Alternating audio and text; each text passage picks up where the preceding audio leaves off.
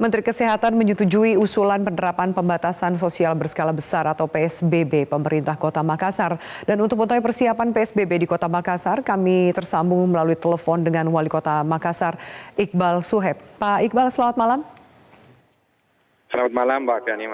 Sejauh ini Pak Iqbal, bagaimana peraturan Wali Kota soal penerapan PSBB untuk mulai dilaksanakan di Makassar, Pak Iqbal?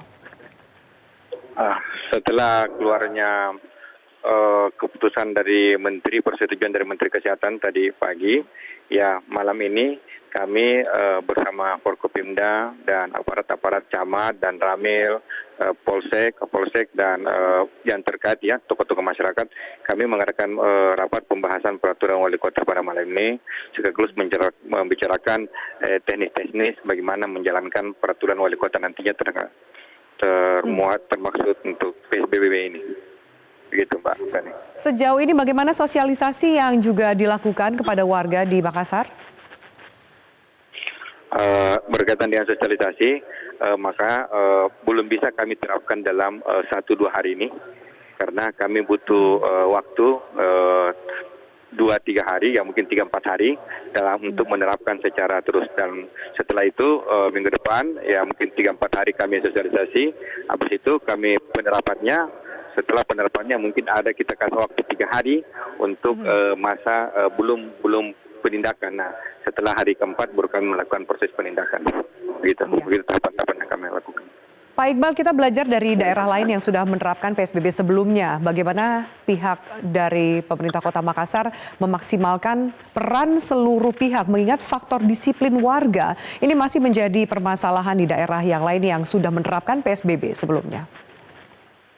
Ya, itulah yang kami hindari. Jangan sampai banyak masyarakat yang melanggar ketentuan PSBB bukan karena keinginan melanggar, tetapi karena tidak tahu tentang apa itu PSBB dan aturan tentang PSBB. Maka kami meminta waktu untuk mensosialisasikan lebih banyak sampai kepada tokoh-tokoh masyarakat, sampai tingkat RT/RW, dan kami minta pelibatan kepada setiap RW itu di backup oleh tokoh masyarakat dan mubalik, alim ulama di situ, tokoh agama untuk ikut menjelaskan kepada masyarakat yang warga di RW tersebut.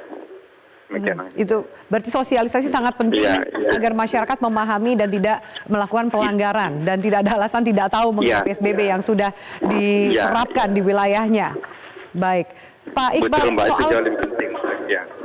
Iqbal, soal mekanisme pemberian bantuan sosial dan juga termasuk kriteria penerima bansos di daerah Anda, berarti juga akan masuk dalam peraturan yang sedang dibuat saat ini? Ya, kami sudah membuat keputusan wali kota terkait dengan bansos, siapa-siapa yang menerima bantuan-bantuan sosial. Namun tentu saja tidak semua bisa kami data dengan baik, tapi untuk itu kami juga bekerja sama dengan TNI dan Polri dan beberapa kelompok masyarakat menyiapkan dapur-dapur umum untuk yang tidak terdaftar. Dari yang belum terdaftar itu kita langsung memberikan makan siang, atau kalau nanti bulan puasa Ramadan ya kita berikan buka puasa dan sahur, dan itu tidak semua memang masuk dalam daftar. Yang terdaftar itu tidak ada masalah karena secara resmi sudah mendapatkan sembako maupun biaya hidup. Begitu ya. Baik, Pak Iqbal, terakhir ini kan PSBB-nya untuk Kota Makassar, tapi sesuai dengan perkembangan penyebaran dari COVID-19, adakah daerah-daerah lain yang juga ikut dilibatkan dalam pembahasan penerapan PSBB di wilayah Anda?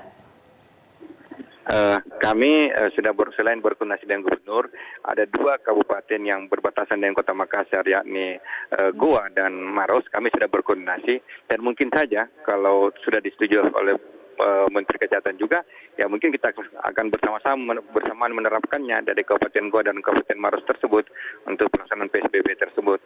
Karena kedua kabupaten itu juga sudah mengusulkan juga untuk pelaksanaan PSBB. Baik. Terima kasih Pak Iqbal Suheb, Wali Kota Makassar, untuk informasinya di Top News pada malam hari ini.